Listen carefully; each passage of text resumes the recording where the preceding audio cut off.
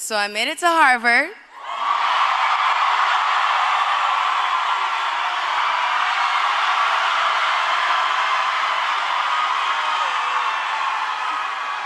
Never thought I'd be able to say that in my life, but it feels good. Thank you, Dr. Counter. Thank you to the Harvard Foundation, and thank you, Harvard University, for this great honor. Thank you. I'm incredibly humbled by this, to be acknowledged at this magnitude for something that, in truth, I've never wanted credit for. When I was 5 or 6 years old, I remember watching TV and I would see these commercials and I was watching other children suffer in other parts of the world. And, you know, the commercials where they, you know, you could give 25 cents and save a child's life and, you know, and I would think to myself, like, I wonder how many 25 cents I could save up to save all the kids in Africa. And I would say to myself, you know, like, when I grow up and I can get rich and I'm gonna save kids all over the world, I just didn't know I would be in the position to do that by the time I was a teenager.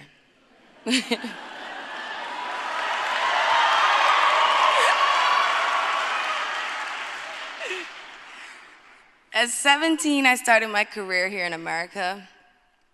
And by the age of 18, I started my first charity organization. I went on to team up with other organizations in the following years and met, helped, and even lost some of the most beautiful souls. From 6-year-old Yasmina Amina, who passed away in 2010 from leukemia. Her story inspired thousands to volunteer as donors through GKMS.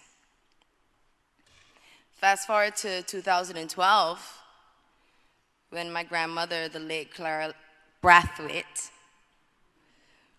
she lost her battle with cancer, which is the very reason and the driving force behind the Clara Lionel Foundation. We're all human, and we all just want a chance. A chance at life, a chance at an education, a chance at a future, really. And at CLF, our mission is to impact as many lives as possible. But it starts with just one. Just one. As I stare out into this beautiful room, I see optimism, I see hope, I see the future. I know that each and every one of you has the opportunity to help someone else. All you need to do is help one person, expecting nothing in return.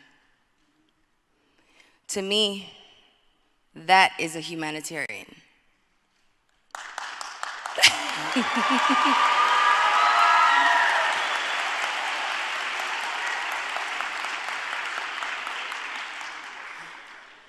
People make it seem way too hard, man. The truth is, and what the little girl watching those commercials didn't know, is that you don't have to be rich to be a humanitarian. You don't have to be rich to help somebody. You don't gotta be famous. You don't even have to be college educated. I mean, I wish I was. I'm not saying, you know. Especially today.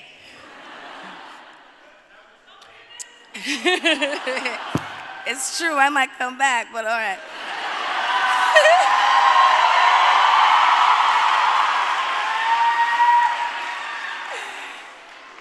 But it starts with your neighbor, the person right next to you, the person sitting next to you in class, the kid down the block in your neighborhood.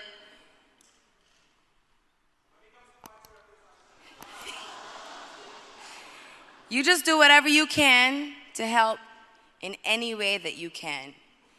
And today I want to challenge each of you to make a commitment to help one person, one organization, one situation that touches your heart. My grandmother always used to say, if you got $1 There's plenty to share. Thank you, ladies and gentlemen. It was my honor.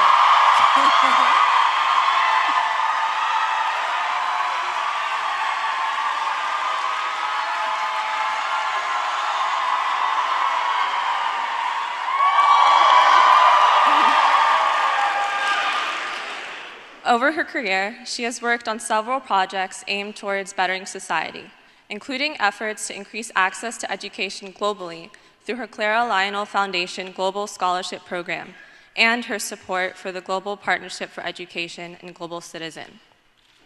But for this part of the night, I'd like to highlight some of the work she's done in the field of health and in helping to empower others in that way. Part of Rihanna's humanitarian work has been to develop a cancer diagnosis and treatment center at the Queen Elizabeth Hospital in Bridgetown, Barbados. As a student of global health, the impact of such an institution is not lost on me. Too often, higher levels of medical care are inaccessible to the populations that need them, allowing individuals to unnecessarily suffer from preventable or treatable conditions. In my experience studying global health issues abroad in Western Kenya, for example, one of the greatest barriers to obtaining medical care was distance to the treatment centers that offered the needed care.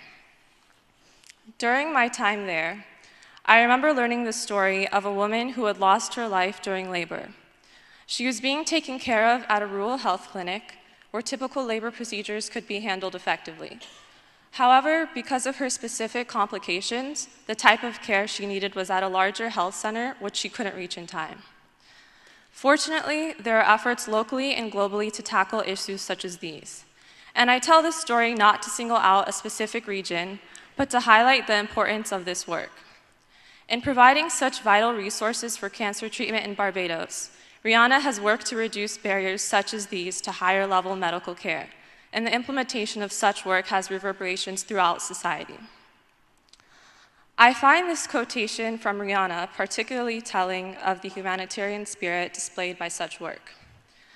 If you have the ability to help and lend a hand, no matter how big or small, you should definitely make that your responsibility.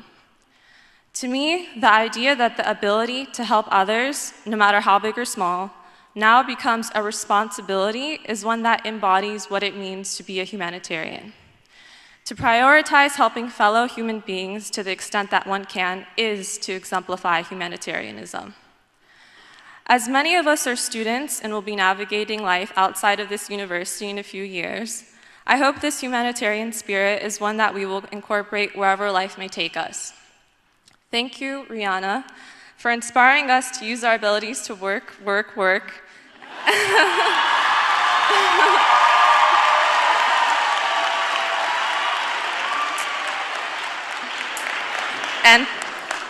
and to exercise these abilities in the service of others. Thank you.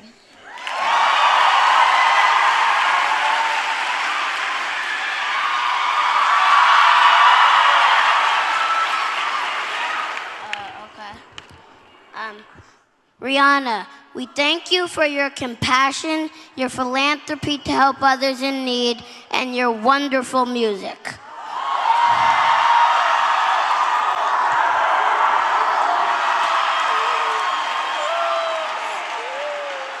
On behalf of the children of Cambridge, I present you these flowers as a token of our appreciation.